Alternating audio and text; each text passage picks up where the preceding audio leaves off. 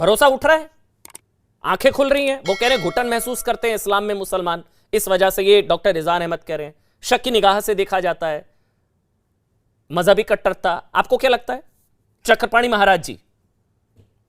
देखिए अमन जी, निश्चित रूप से ये घुटन महसूस कर रहे हैं, बिल्कुल ठीक, सही बात इन्होंने कहा। और ये एक पीड़ा है, चाहे डॉक्टर रिजवान साहब हो या तारिक फतेह साहब हो, बहुत स्पष्ट बात बोलते हैं। तारिक फतेह साहब की तो खैर जितनी तारीफ की जाए कम है, बहुत स्पष्ट बोलते हैं। एक बात ये समझना होगा कि जो लोग स्पष्ट बोलने वाले हैं, जो लोग उन्हीं को चाहते हैं कि सुधार हो, उन्हीं के खिलाफ फतवा जारी करते हैं। और फतवा ही नहीं बल्कि उनको मार डालते हैं और बुरी तरह मारते हैं। पिछले दिनों आप देखो कि जो 3 तलाक के खिलाफ एक बनारस की बेटी ने आवाज उठाया, उसके खिलाफ फतवा जारी कर दिया। तो जो भी अगर बात अगर जो समानता की करे, बात अगर जो आपस में हिंदुओं के साथ मिलकर रहने की करे, तो उनके खिलाफ भी फतवा जारी होता है। आप वो तो चाहते हैं कि हमारे यहाँ आकर के तो ये नमाज पढ़ ले, वो हमारे मस्जिद में जरूर आ जाए, उनके मंदिर में भी जाऊं तो नमाज ही पढ़ूं, उनकी भावना का सम्मान नहीं करे। और इसी का परिणाम है कि विदेशी आक्रांता भी जो आए, वो आकर के हमारे मंदिरों को तोड़ करके वहां गुम्बद बनाया। और आज भी भारत में ऐसे लोग हैं,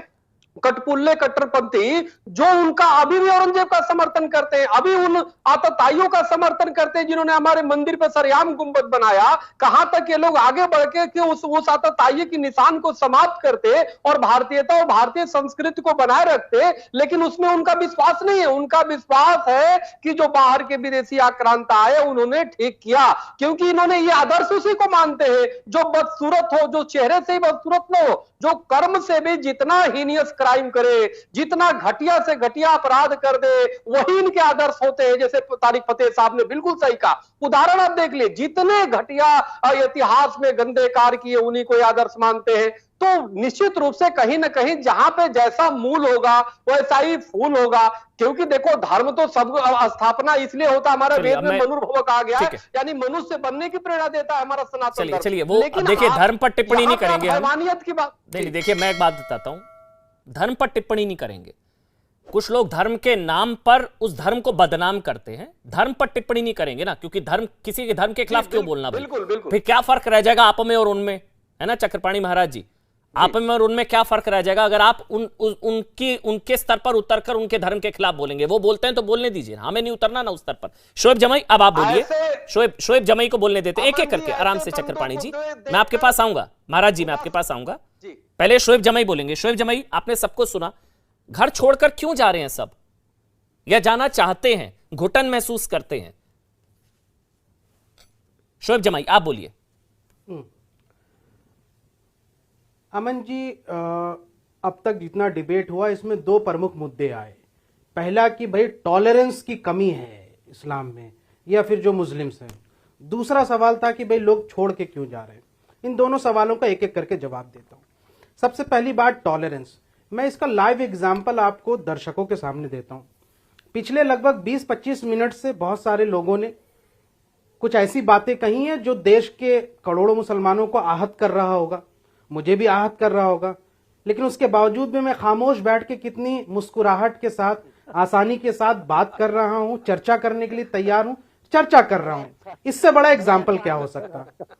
नंबर 1, इससे बड़ा झूठ कुछ नहीं हो सकता। नंबर 1 बोलने देते हैं, बोलने देते हैं, बोलिए ये टॉलरेंस है जी, बोलिए शोएब भाई बोलिए।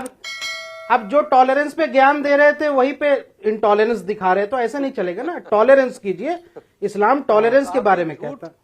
आपके झूठ देश देख रहा है। चलिए बोलने देते हैं चक्रपाणी महाराज जी, बोलने देते हैं। अरे साहब, मैंने तो आपका नाम भी नहीं लिया ना। बोलिए चोर की दाढ़ी में तिनका है क्या? शोएब चोर की दाढ़ी में तिनका नहीं ना, मैंने तो नाम भी नहीं लिया किसी का। मैं भी नहीं ले रहा हूँ। चलिए एक एक करके बोलिए, मेरे को हाशमी जी के पास जाना है। शोएब जमई आप कंप्लीट करिए। आप जहाँ रुक लिए, सुनने को तैयार है।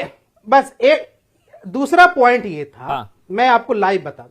खैर इसका एक हिस्टोरिकल पर्सपेक्टिव भी है कि टॉलरेंस इतना है कि मोहम्मद सल्लल्लाहु अलैहि वसल्लम के जमाने में एक नॉन मुस्लिम जो हुजूर के सामने आकर के मस्जिद में टॉयलेट कर दिया था और सहाबा उठे कि ये तुमने क्या गुस्सा किया। हुजूर ने कहा कि नहीं, ये गलत है, आप उसको यहां से प्यार से बातें करो, और उसका बाद में खिदमत किया।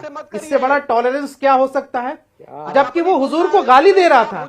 हुजूर के ऊपर जो कूड़ा डालने वाली जो औरत थी, अरे साहब इतना इंटॉलरेंस क्यों फैला रहे हैं डिबेट में? अरे हुजूर की तुलना जो इस्लाम पे हुजूर की तुलना अपने जो इस्लाम पे ज्ञान दे रहे हो खुद अपने पे अप्लाई करो ना। इतना इंटॉलरेंस क्यों फैला रहे? भाई अमन भाई ऐसे नहीं चलेगा। मैंने कुछ नहीं बोला, मैं तो टॉलरेंट था ना साहब। जब आप कह रहे थे मैं टॉलरेंट था और खामोशी से सुन रहा था। आप भी टॉलरेंस का थोड़ा मुजाहिरा कीजिए ना भाई साहब। मैं जी शोएब भाई एक सवाल पूछ लूं? दूसरी बात, दूसरा पॉइंट आप नहीं बस 30 सेकंड में खत्म करता हूं अमन भाई।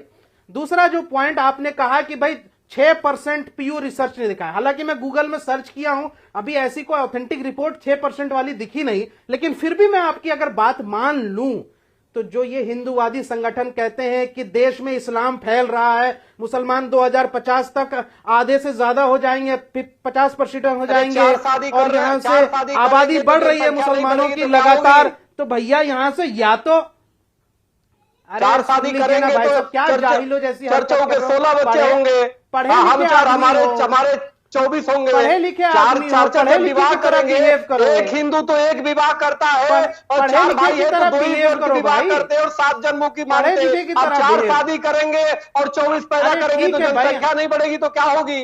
ठीक है, आश्रम और गुफा में नहीं जाते हैं ना हम, आश्रम और गुफा में नहीं जाते हैं, है भी नहीं ना आप, ऐसी है आप जाने लायक है भी नहीं। सुनिए, हम गुफा पुत्र नहीं है। आप तो जिहाद करेंगे भाई, आप तो हम गुफा पुत्र हैं भी नहीं, आप तो जिहाद, हम गुफा पुत्र हैं भी नहीं, हमने गुफा पुत्र नहीं है। आपका तो जिन्ना है, आपका आदर्श जिन्ना है। हम सुन लीजिए, आश्रम से इतना गुस्सा क्यों हो गए? आदर्श हो सकता है। अरे सुन लीजिए ना, जार उगलने लगे। अच्छा चलिए, गुस्सा हो गया।